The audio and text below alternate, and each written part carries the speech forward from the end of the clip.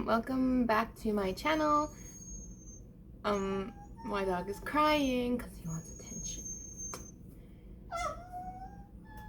And welcome back to my channel. I'm just here to make a new video, of course.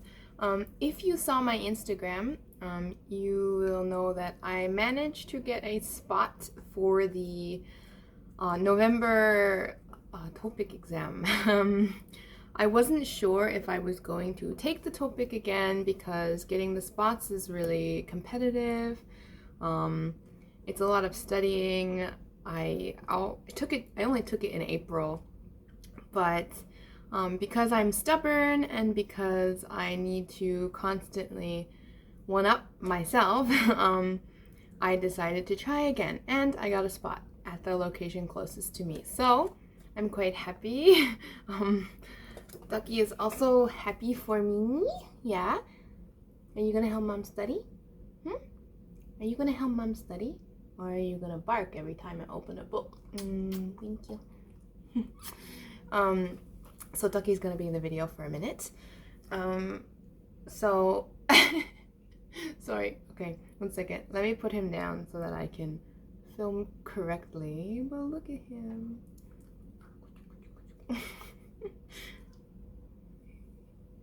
Okay, he's on the bed. He'll either bark or he will sleep. That's his only two behaviors. So I'm just making a video to show you guys how I'm planning to study for this Topik exam coming up in November, and to show you the resources that I have that I am planning to use. So let's get into it. Okay, so I actually wrote up this little Topik studying schedule. However, it's subject to change. I don't usually stick to a study plan. I just study how I feel each day. But I will kind of give you this outline and then show you what books I'm going to use during that time. So I have 3 steps. So the first step, this step is going from August 25th, so it already started, until October 1st. In this time, I'm going to heavily be focusing on vocabulary and reading, also a little bit of writing.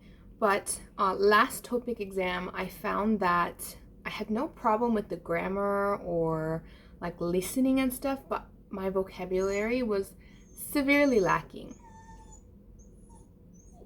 As I was saying, my vocabulary was seriously lacking, and I found that it affected my reading answers and my listening answers. Because for listening, like my listening skill is actually fairly good. I live in Korea.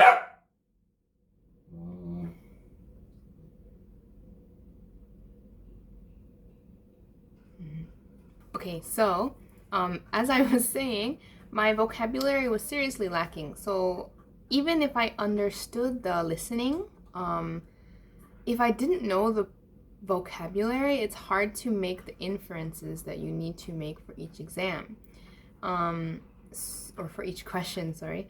So like I need to up my vocabulary, kind of forget some of my intermediate vocabulary and just kind of challenge myself and start studying more advanced and high intermediate vocabulary. So to do that, I'm going to be using this book, the 마인드맵으로 배우는 토픽 거의 2300, 2300. But this is a book I bought secondhand from another study account on Instagram. I'm not going to finish it, I think, by the time Topik runs around, and it's mainly intermediate vocabulary, I think. But I'm going to be using this because I do find that mind maps have been helping me a lot lately with making associations between words, and they also teach you little bits of Hanja. So I'm also challenging myself to learn more Hanja to help me guess vocabulary more effectively.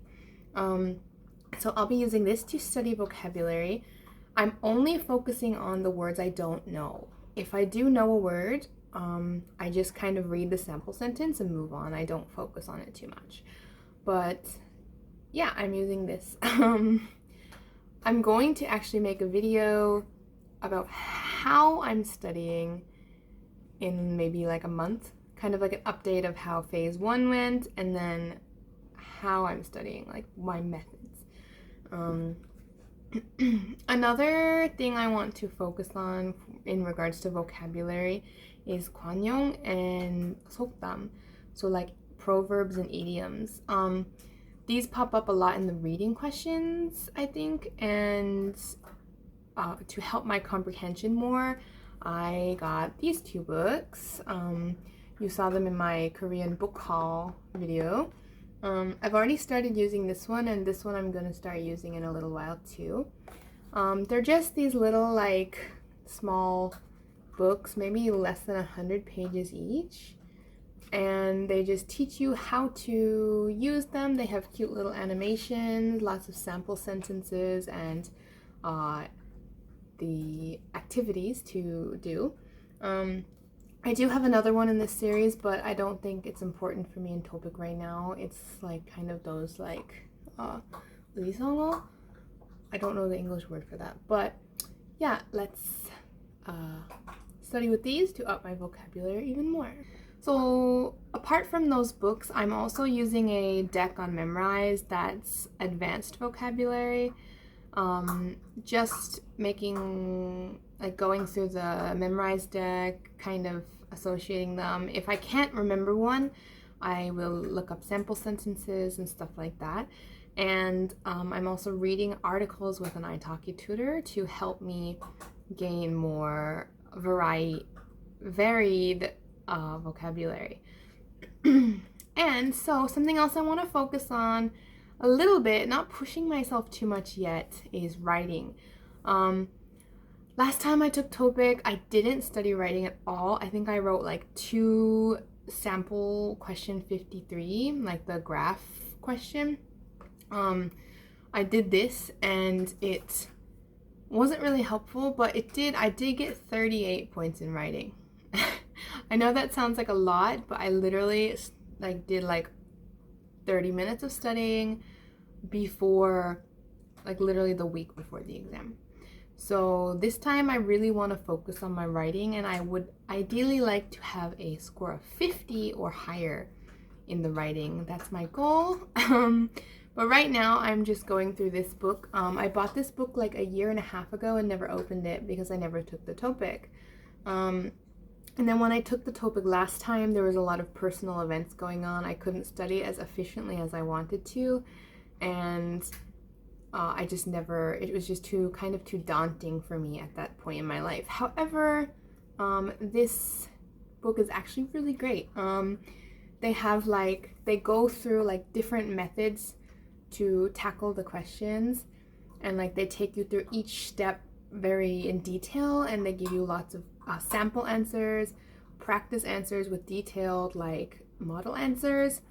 And yeah, so right now I've just finished studying 51 and 52 question in this book.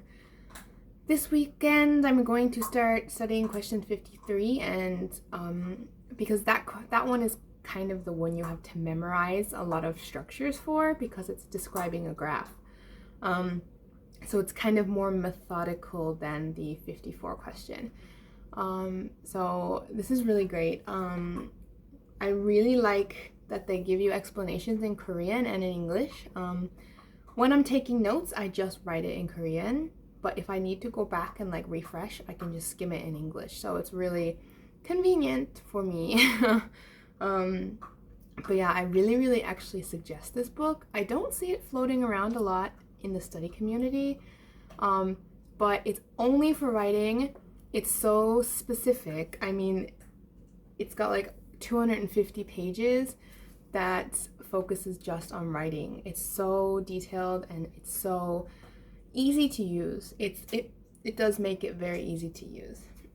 Okay, so the last thing I want to focus on within this 1 month period until October is grammar. Not really learning new grammar, but kind of refreshing and solidifying the grammar I know but can't comfortably use. So what I'm doing for that, you've seen this book many times on my Instagram and my YouTube, is the 빈도별 Topik grammar book.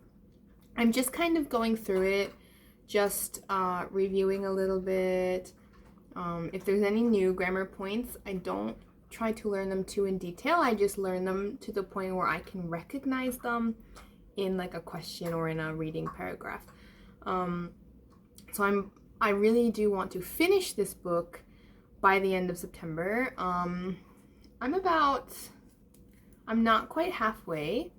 I'm actually just at some page 95, but I do want to try and keep going and just try and refresh the grammar and try and just keep it in my head while I'm studying.